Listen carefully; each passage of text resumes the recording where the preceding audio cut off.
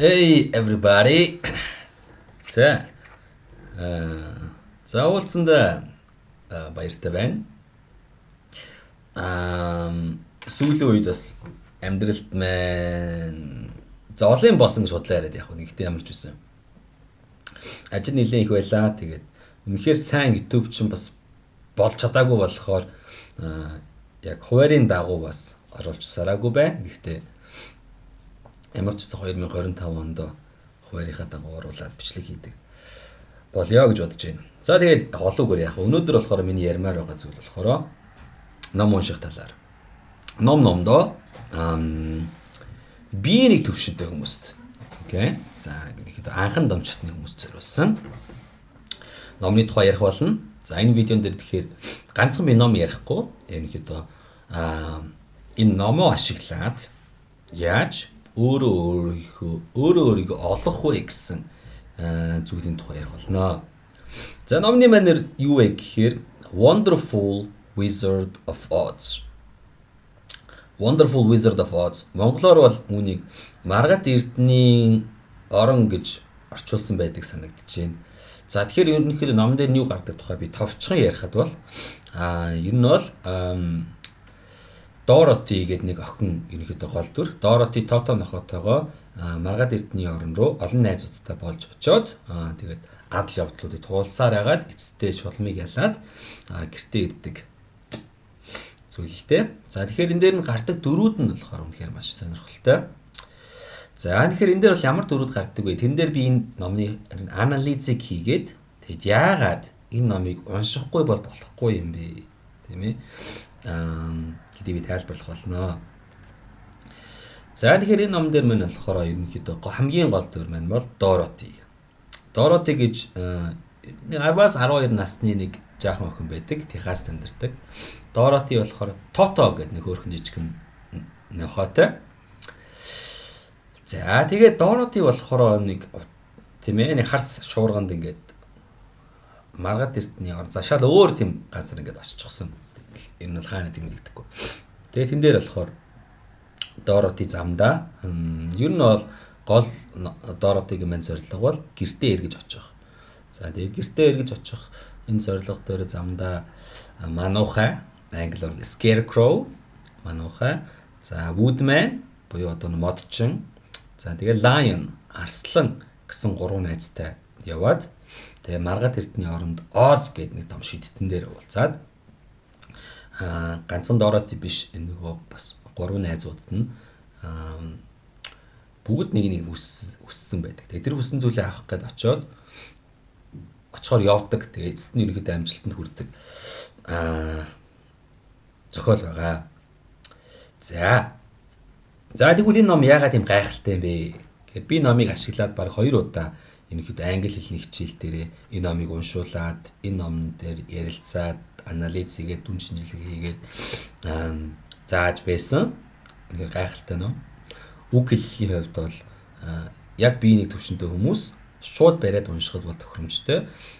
Ер нь Америкийн 1920-од 30-аад онд бичигдсэн гэж бодож байна. Худлаа ярьсан байж магадгүй. Гэхдээ миний бодлоор бол тэр үе бичигдсэн нь. Гэхдээ ерөнхийдөө бол том хүн ч гэсэн бариад уншихад бол том хүн байлгааг хүүхэд ч ерөнхийдөө уншихад маш амархан гэхдээ маш сонирхолтой ном.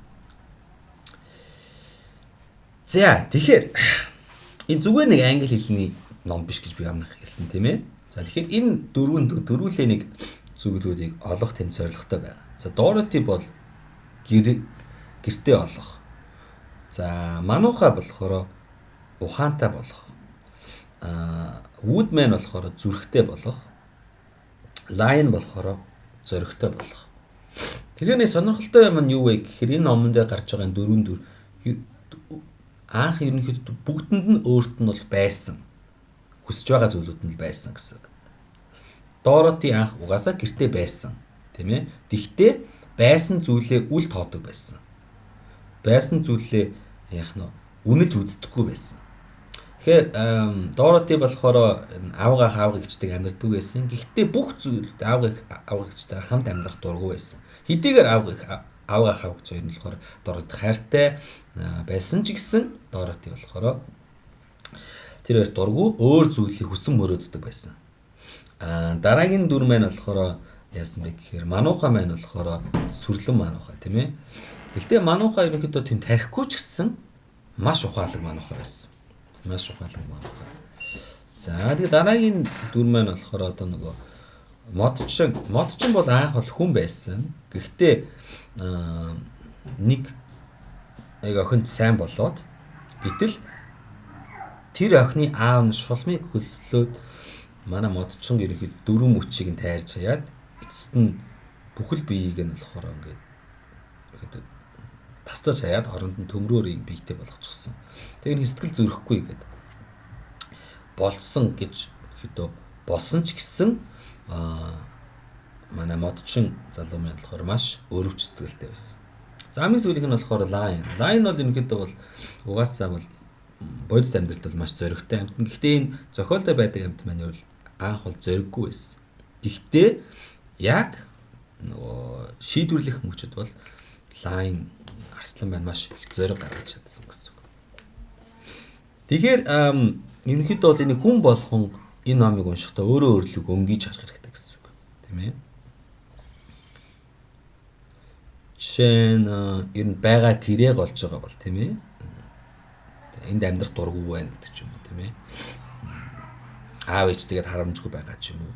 Ах эгчнийгаа тийм ээ ах дүүнрийгээ ерөнхийдөө бас харилцаа муутай байгаа бол яг доороо шиг яг нөө байгаа зүйлийг үнэлэхгүй байгаатай гэж хэлэх тадлаа гэсэн.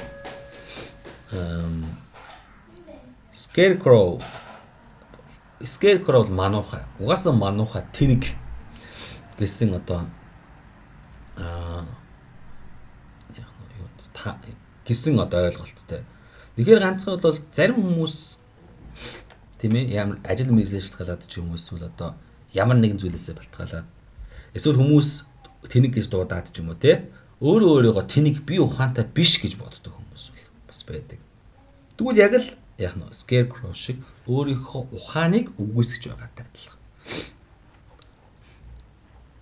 Хайр сэтгэлээ хайж байгаа хүн бол яг Woodman-тай адилхан, модчинтай адилхан тийм ээ. Хайр сэтгэл байхгүй гэж бодож идэл ерөнхийдөө байж чаддаг. Тэгэхээр ерөнхийдөө бид нар амьдралдаа ер нь өөрт маань байхгүй гэж бодож байгаа зүйлүүдийг бодоод өөрлөг өнгийж үзээд үнэхээр амьдралын нөгөө хэцүү нөхцөлд болохоор бид нараас зориг гардаг, бид нараас ухаан гардаг, бид нар болохоор үнэхээр халуун дулаан гэр бүлтэй байдаг, найз уулзтай байдаг. Тэ биднэрт болохоор бусдыг хайрлах сэтгэл гэж байдаг. Тэгэхээр энэ зүйлүүдийг нэг ойлгуулсан ном бол Wonderful Wizard of Oz. Ийм шалтгааны улмаас та ганцхан тийм ээ би англиар ном уншиж гин гэж бодохоос илүүгээр би бас эдгээр зүйлүүдийг ойлгож гин гэсэн ойлгох ёстой шүү тийм ээ ойлгох юмаа гэсэн зүйл толгой дотор бодоод унших юм бол энэс энэ номны өгөөжийг илүү авах байхаа гэж бодож байна. За тэгээд өнөөдөр видео үзсэн баярлалаа. I'll see you guys next time.